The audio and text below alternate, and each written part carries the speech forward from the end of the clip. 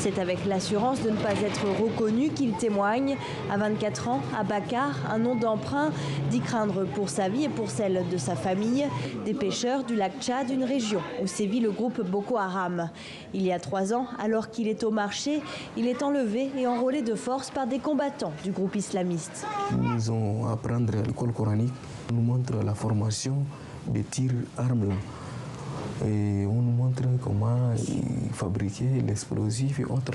Après une année de captivité, il réussit à s'échapper pour trouver refuge à N'Djamena. Maintenant étudiant en sociologie, il tente de retrouver un semblant de normalité. Il reste traumatisé par les atrocités vues et vécues. Supposons on me dit que tu vas faire telle chose là, certains là, ils n'ordinaient pas faire. Donc on les tire, on les écrase. On les tape, on l'attache comme ça, on les met sur le soleil.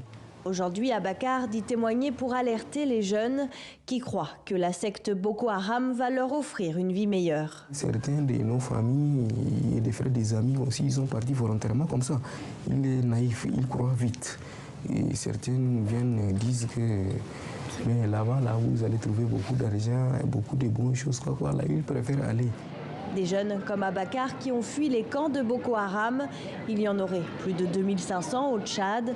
Ils sont appelés les désengagés par ce centre de recherche qui a mené de nombreuses études dans la région du lac Tchad. Dans cette bibliothèque, nous avons aussi alimenté cette bibliothèque par nos études. Selon ces chercheurs, la réponse des autorités tchadiennes contre le terrorisme reste trop militaire et pas assez préventive dans une région oubliée par l'État.